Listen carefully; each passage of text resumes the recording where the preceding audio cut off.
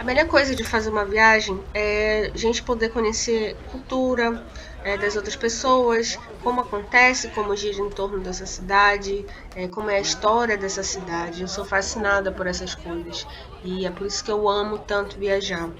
Ir a Barcelona foi um sonho. Para quem não sabe, eu sou formada em design de interiores, então meu curso, a parte histórica, girou praticamente em torno dessa cidade.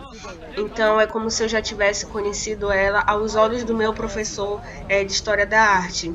Poder conhecer pessoalmente, poder vivenciar isso foi muito legal. Eu prestei atenção nos mínimos detalhes e na minha cabeça ficava assim: professor, realmente você tinha razão.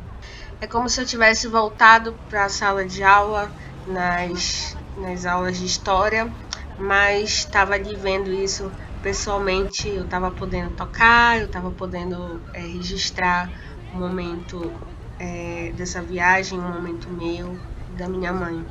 E conheci algumas obras que eu sempre tive vontade, e uma das que mais me emocionou foi a Sagrada Família. Eu senti uma paz interior, eu senti algo muito bom em só de me aproximar. Eu tive a oportunidade de entrar, de conhecer a história, tudo e tal, mas só pelo fato de eu saber que tá ali pertinho desse lugar tão abençoado, me trouxe uma paz muito forte, uma coisa muito boa, uma energia muito boa.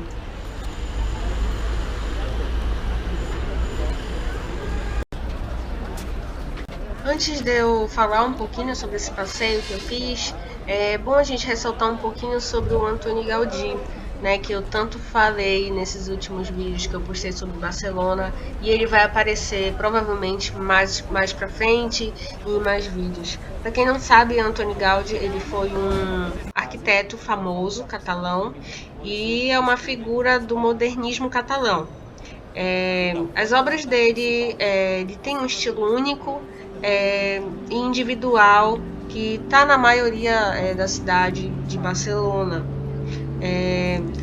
As paixões de Gaudí eram arquitetura, natureza e religião, e essa imagem aí que eu estou mostrando prova isso. Ele fez esse templo maravilhoso, e a gente também vai ver um pouquinho da natureza e da arquitetura dele durante esses vídeos.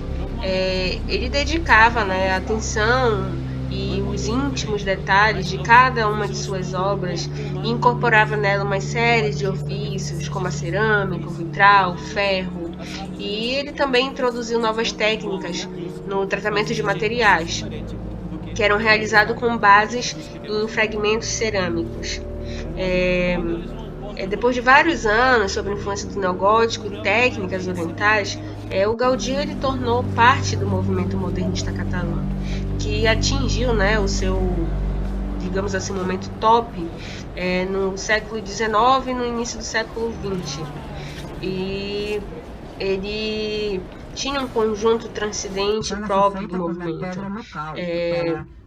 Único e inspirado na natureza. O Gaudí ele raramente desenhava projetos e ele preferia fazer as criações dele em maquetes e modelava os detalhes, a medida que os concebia e tudo mais. A maquete vai aparecer aí para vocês durante as imagens que eu filmei. Essa, se eu não me engano, não é a original. A original foi destruída numa guerra que teve, e essa daí é uma réplica que eles fizeram para representá-la. A obra-prima inacabada, a Sagrada Família, que é essa que está mostrando aí nas imagens para vocês, ela é um dos monumentos mais visitados da Espanha. E mais uma curiosidade sobre Antônio Gaudí é que 7 das suas obras foram classificadas como Patrimônio Mundial pela Unesco. E a devoção católica, né, de Gaudí intensificou-se ao longo de sua vida, e sua obra é rica no imaginário religioso, o que levou que fosse proposta a sua beatificação. Pronto. A Sagrada Família é um templo católico, como eu havia comentado, na cidade catalã de Barcelona, e desenhada pelo Antoni Gaudí, como eu também já havia comentado. Ela é considerada sua obra-prima e expoente da arquitetura modernista catalã.